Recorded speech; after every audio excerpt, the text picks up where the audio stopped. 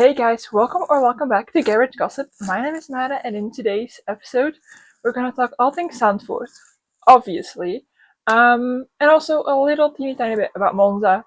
And I do also have to discuss the lineup of Cadillac because I missed that in my previous episode. So yeah, let's get to it.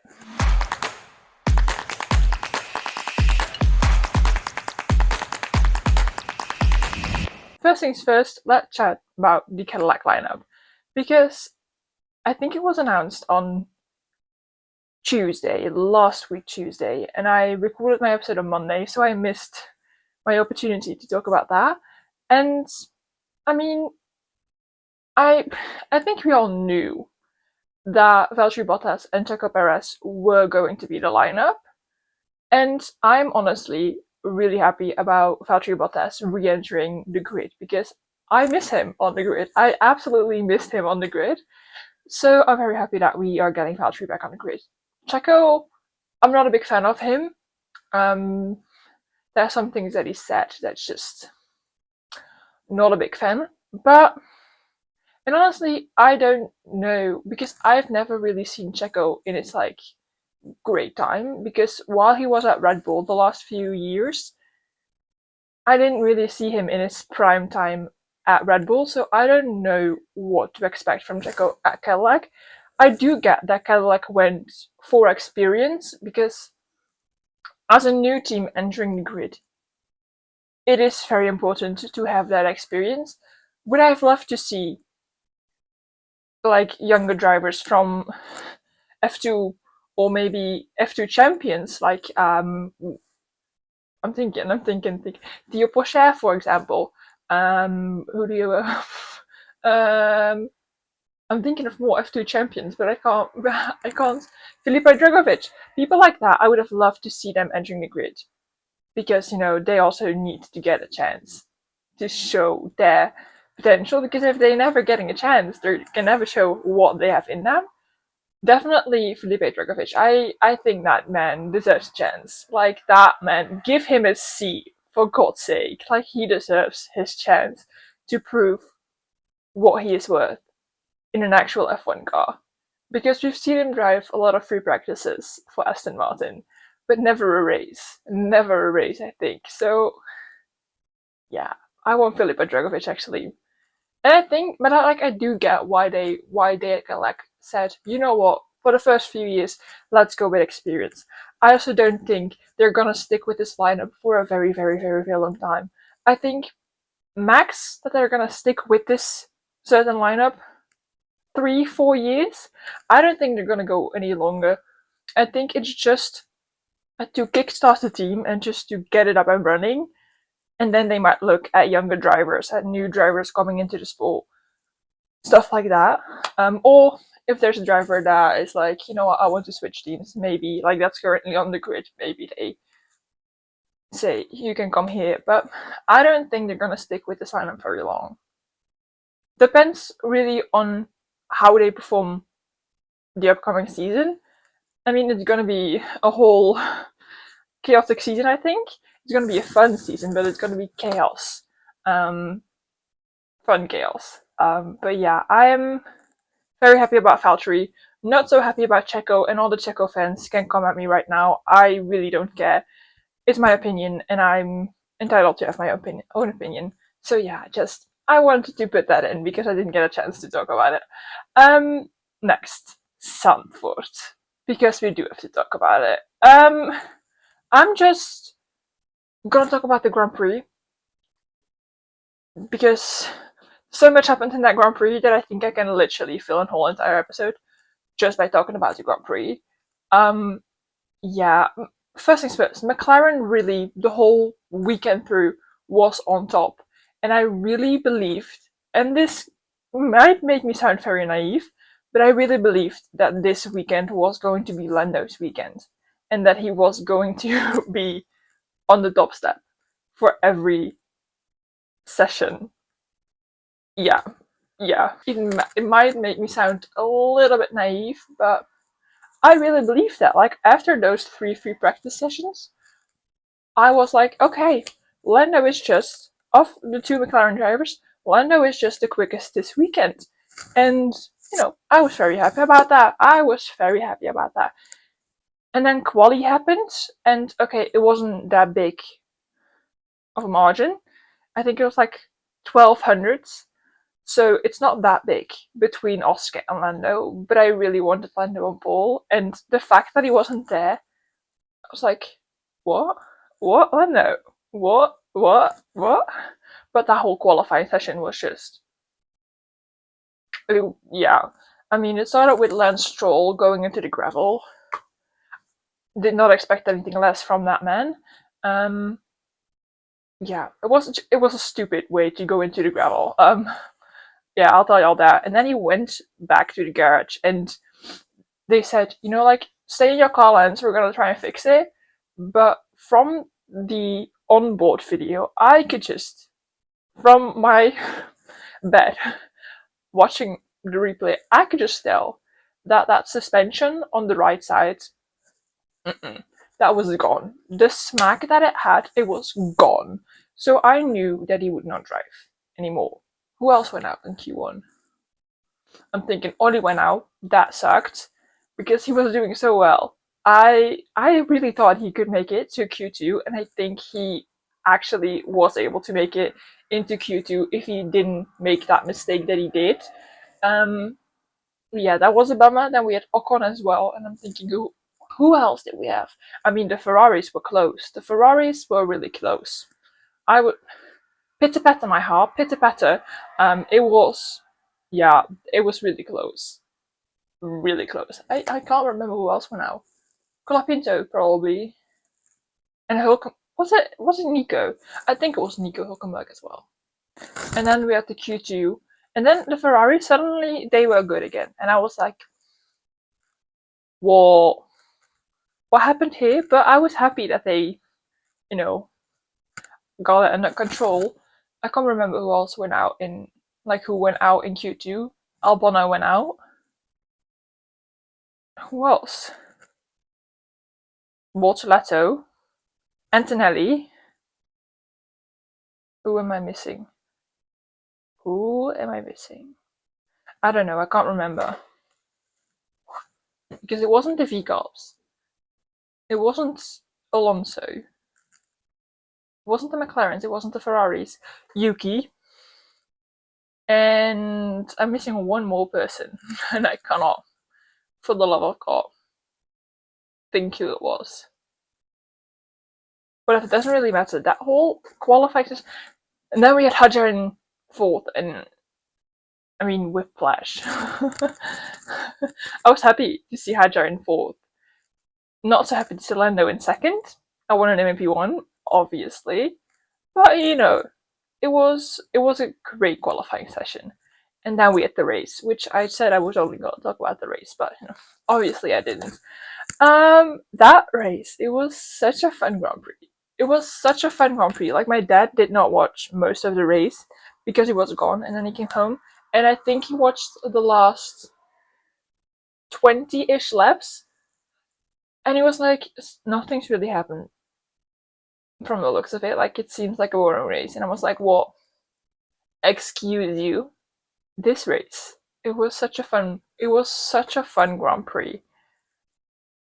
The Lando DNF and the double Ferrari DNF was not fun, and I don't want to talk about it. Like, I genuinely don't want to talk about it because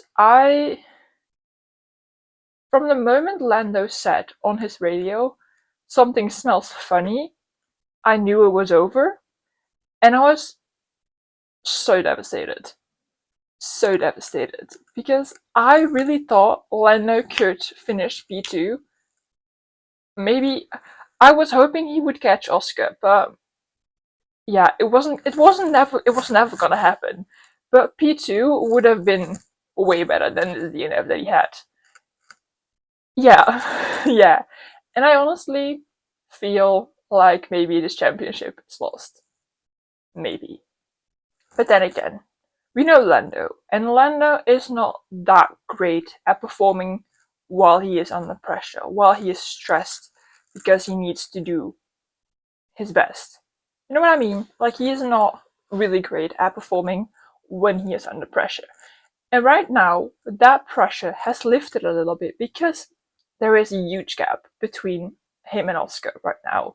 I mean, Oscar gained 25 points yesterday while Lando gained 0, and there were already 9 points between them two. So that pressure has lifted a little bit of Lando, and I honestly believe that that might be the key to Lando getting this championship. Did I lose hope yesterday? I went like, we have lost this championship. We cannot win anymore. But now, I actually believe in Lando. Like, I do think that pressure being off him is really going to help him because he's going to drive right now. I know it. I can feel it. I just know he's going to drive. And okay, it is true. Lando can still win every race, and Oscar can come in second, and Oscar will probably still be world champion. But you never know what might happen. You never know what might happen, and so I have not lost all hopes of Lando becoming world champion this season. Like, I'm actually still believing in it. If he DNFs again in Monza, which I'm not manifesting this, but if he DNFs again in Monza and Oscar wins again, then I will lose hope of this championship. Then it's over. Then it's over. Okay? Yeah. But positive news. Isaac motherfucking Hedger on the freaking podium. I mean, that's the only positive I'm taking from the Lando DNF. Because we all knew Hedger could have never overtaken Max on track. I don't think he could have. And as much of as great of a driver as Hedger is, he could have never overtaken Max. Because Max wanted that podium at his home Grand Prix. That man was determined to be on that podium at his home Grand Prix. He knew that P2 was not going to stick. He knew that. He said that as well. But he wanted the podium. So that P3, he was going to fight for it. And then Lando DNF'd, and then he moved up to P2. And then Isaac moved up to P3. And that's literally, that made me so happy. I was like, okay, well, I'm sad about Lando DNFing, but I'm so happy for Hadjar. Like, he's such a sweetie, and he really deserves to be on that podium. Like, he really deserves to be on that podium. The fact that he was able to keep that P4 the whole race through is insane. That's actually, that shows what a great driver that is. And I said it to my dad yesterday. I honestly would not be surprised if they say at Red Bull, we want Hadjar in our car next season. Because I've seen a lot of people online saying that Red Bull might go with their development drivers, which for an example, like an Arvid Lindblad, I do see him at Red Bull, but I don't know if Red Bull want to put in another rookie in their, A car. Because Red Bull and Racing Bulls are still really hard connected. They are still connected. So I honestly see Red Bull lineup next year being Max Verstappen and Isaac Hadjar. And then in the Racing Bulls, they will put Liam Lawson, I think, because Liam has really been performing really well the last few races. And Arvid Lindblad. I don't know where Yuki's going. He might go to Aston Martin and become a development driver there or reserve driver there. But I don't think they might make him like a reserve driver, but not first, but second reserve driver, because I think Felipe Drugovich is always going to be the first reserve driver at Aston Martin. But I honestly see that happening. I really see that happening. Definitely now that Isaac has shown what is in him and what a potential he has, give him a better car, because I mean the Racing Bulls car is not a bad car at all. There's worse cars on the grid. But if I just want to see Isaac in the Red Bull and see how well he performs then. I think if he had the Red Bull car yesterday, he might have overtaken Max. Might. I don't know that for sure, because the Red Bull car wasn't really that great yesterday, and the fact that Max managed to stick it in P2 in the end, pretty well done, if I do say so myself, pretty well done. But yeah, we heard Max complaining on the radio like it was not the best car that you could have had at Zandvoort. So yeah, that's my predictions for next season. I don't know if that's gonna happen, but I wouldn't be surprised if that is what ends up happening. I don't know who else, like what other teams need to like finalize their driver lineup. Not that many. A lot of teams are sticking with their current lineup. I know Alpine still need to sign one driver, I think. I think Pierre is locked in for next season, but Franco is not, and apparently Flavio Briatore is really reconsidering if Franco can continue driving the next few years. And I mean, he finished P11 yesterday. He was so close to getting his first point of the season. So I think we do have to applaud Franco for that. Pierre finished last. He finished in P, what is it? We had Louis DNF, that's 20. We had Charles DNF, that's 19. Lando DNF is 18. So Pierre finished in P17. Lost. And Franco finished in P11. Like, we do have applaud Franco for that.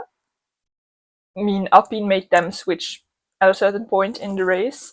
And the fact that then Franco again got like past Pierre is pretty well done to me. So he will definitely get to drive next race. Which it will be, next race will be his like a year since his debut in F1, because they replaced Logan Sargent in Monza with Franco Colapinto. Maybe he scores points again, because he did score points on his debut, I think, if I remember correctly. But yeah, anyway. Something else about the race. I have a lot about the race that I actually have written down that I wanted to talk about. The Lawson versus Sainz debacle. I mean, 10-second time penalty for Carlos Sainz was a lot. Because honestly, I don't really know whose fault it was and who drove into who. But my gut is telling me Liam drove into Carlos, and then Carlos got a penalty, and then the fact that Carlos on the radio said, tell the stewards we're going to visit them after the race. The fact that Williams did not do that, they did not go to the stewards with Carlos after the race, is insane to me, because that 10-second time penalty was not what he deserved. 5 seconds, okay, I could live with that, but 10 seconds is actually insane. That's actually insane. So yeah, that's everything I'm gonna say about that. Then obviously we also had the Kimi versus Charles thing happening. My dad called Kimi stupid, and I'm not agreeing with that. I mean, it was ambitious. Let's say it like that. Kimi trying to overtake / stay in front of Charles at that corner was ambitious. Definitely the way that he did it. So yeah, it was definitely his own fault that Charles got taken out. It was Kimi's fault, and he got a 10-second time penalty for that. And I do agree with that time penalty. Like, he really, that was, I think, the correct penalty to give Kimi, because it was fully Kimi's fault that Charles got taken out. Like, yeah. It was really ambitious. And then the fact that he got a 5-second time penalty for speeding in the pit lane on top of that 10-second time penalty, insane. I mean, Kimi was driving a great race actually, but yeah, he really fucked it up on his own with that moment. Like, yeah, it's just that. It's just that. I also want to give a quick shout out to Mr. Albono and Mr. Ollie. P5 for Albono and P6 for Ollie is insane. I think for Alex, it's 10 places up because he started in P15 and he ended in P5. Ollie started in the pit lane and he went up to freaking P6. I mean, yes, he was lucky. He got lucky that with the safety cars and everything like that, because the first safety car, the Haas guys did not pit because they both started on hard tires, which I think their strategy this weekend was so well done. And I really applaud the Haas strategy people for that, because yeah, that was actually their strategy this weekend, was so perfect. So they both started on hard tires. The first safety car did not pit, just kept on going, kept on taking place after place. Second safety car, I think they both pitted, and they put on medium tires, I think, both, or maybe softs. I can't fully remember that. And they just kept on going. And yeah, I mean, Oli in P6, Ocon was in P9, I think, or P8. I can't remember fully, like, correctly, but yeah, double points for Haas, and they did not start in a great position. I mean, like I said, Oli started from the pit lane, and Ocon started in P18, I think. So yeah, double points finish for Haas is really, really well done. Then a little bit about Monza, because that's the next race we're heading to, which is also this week. Woohoo! Ferrari home race. But Ferrari is not having a great time already going into Monza. Hamilton has been giving a 5 places grid drop because he did not reduce his speed enough under the double yellow.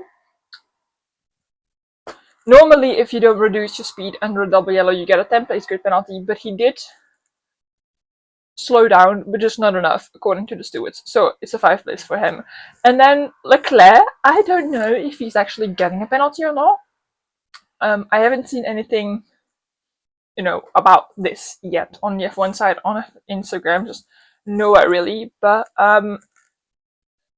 his incident with George was going to be investigated after the session, and I mean, I expect him to get a penalty, but I don't really know if that's actually going to happen, because we are almost a full day after the Grand Prix while I'm recording this, and nothing has happened yet. But if that is the case, if something happens, I will obviously post that on my Instagram. And yeah, that's it. Like everything I have on F1. But I obviously do have some things on the video series. So let's go to that.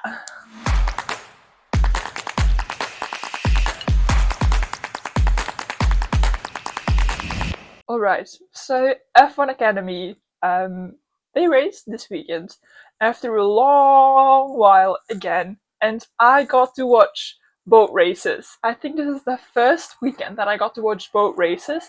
I did not watch the qualifying session, which I think was a very interesting qualifying session. I watched the last, 2 minutes, and it was very interesting. Those last 2 minutes were very interesting. So I'm gonna try. The next race weekend is in Singapore, so it's a while. I think it's 8 weeks or something like that. But I'm gonna try and watch in Singapore, a qualifying race 1 and race 2. But I'm very happy that I got to watch both races. The first race was won by Nina Gademan, and I think that was the perfect person to win that race. Not only was it her birthday, it was also her home race and her first win in F1 Academy. Exactly 1 year later, after her wildcard entry in F1 Academy last season. It really made me so happy. And then to see her crying on the podium, I was like, Nina. And the fact that she got declared unfit to race the day before is insane. It's absolutely insane. It's perfect circumstances for her to win that race. And I'm so happy that she won it. Of all the people on the grid, she deserved it. And the fact that Leah Block was also on the podium, I have been rooting for Leah her whole first season and her whole second season now. And I'm very happy that she finally got a podium, because she really deserved it. Who else was on the podium? Maya Weug was also on the podium. Well done to Maya as well. Maya actually is a winner of race 2. Was the winner of race 2. So we had a double Dutch winner in Zandvoort, which is very fun. Both Dutch drivers that won in their home country. That's so fun. But the fact that Maya won the race, Dorian Pay didn't score that many points. I think she finished P3 maybe. Wait, what? because Lloyd got a penalty. So we had Maya in first, Pomoski in second, and Pan third, I think. Yeah, Pan third, just in third. But Maya actually did gain a lot on Dorian. She wasn't P3 starting the race, like in the championship, and she ended the race being in P2 in the championship, and that's purely because Chloe Chambers did not get to race. Yeah, something was wrong with the car. She couldn't get off the start line for the formation lap, so they wheeled her back into the pit lane. They tried to restart the car, couldn't get it working, so she didn't get to race. But that made it easier for Maya to jump from P3 to P2, which, yeah, I'm really. This whole championship fight is so exciting because every race it changes. Like in F1, it's also exciting because we have two drivers currently fighting for the championship. But in F1 Academy, it's just so much more exciting because we have two races every weekend. There's only two race weekends left. We have Singapore and Las Vegas. And there's a very likely chance that the championship winner will be crowned second race in Las Vegas. And I'm so here for that. Like, that's so fun. Yeah. I'm really enjoying the F2 as well. But I'm enjoying the F1 Academy Championship. And then I do have to say a little bit about Esmee Kosterman. She was the wildcard entry this weekend, and she drove with the amazing livery which featured my face. If you did not see that, it's on my Instagram profile, so go and look in the little highlights on my profile. It should be there. Yeah, it's actually insane that my face was on there, and it was actually pretty big. Like, my picture was pretty big. Yeah, I was flabbergasted to see that my picture was so big. And then the fact that I was so close to Lydia. Lydia is one of my favorite F1 influencers. Yeah, yeah. The fact that I was so close to her really made me very happy. But yeah, Esmee, her first race was actually pretty great. I mean, she had to start from the pit lane. She was supposed to start P9, but then her tire was not like fully like there wasn't enough pressure in her tire. Yeah. And so she had to do the formation lap, come into the pit lane, and start the race from the pit lane. And I think she finished that race in like P11 or something like that, or P12, which is like pretty darn good because I think that's like, how many drivers is there in F1 Academy? 22 as well, I think, or 18. I don't actually remember. There might actually only be 18 drivers, but still, she gained a lot of places, which is actually pretty insane. And then race number 2, she did start in P9, and she scored points. She finished in P7, and the fact that she scored points is a pretty big deal because she is the first wildcard driver this season to score points. Like, that's so fun. That's so nice. Like, I was supporting, I was rooting her from right here in my bed, and yeah, the fact that she scored points made me so proud because it really was the perfect driver and the perfect car to score points with. Yeah, yeah. And then, like I said, F1 Academy is not driving in Monza. Their next race is Singapore, so we have to wait a pretty long time for their like championship and stuff like that to pick back up. But we do have another feeder series accompanying F1 this upcoming weekend in Monza, and that is F2. And I'm so excited for F2 to be back as well because, yeah, that championship, man, it is exciting. I think there's like 4 drivers, or maybe 5 even, that are still fighting for that championship. And it's so fun. I do have a favorite. Actually, I do have 2 favorites. No, actually, I have multiple. Actually, I don't really care who wins. I would be the happiest if it's Luke Browning, Arvid Lindblad, or Richard Verschoor. And I actually think Richard Verschoor should win. Purely because I think this is like his 6th or 7th season in F2, and he really deserves that championship. He really deserves it. So, yeah. I'm just really happy that we're racing again. And yeah, I'm just so happy that we're racing again. I really highly encourage you to watch F2 because it's gonna be a very interesting weekend. I mean, we have Poly, we have sprint race, we have the feature race. It's going to be a very, very exciting week, I think. Not only for F1 but also for F2. And I really highly encourage you to watch as many of the sessions that you can because it is really fun. And with that, I think I'm going to end this episode. I hope you enjoyed it because I really did, and I hope you will enjoy your Monza Grand Prix weekend. And yeah, you on YouTube, you will see me again next week, and you on Spotify or any other podcast, audio, app, website thingy that you're listening on, you will hear me again next week. Bye!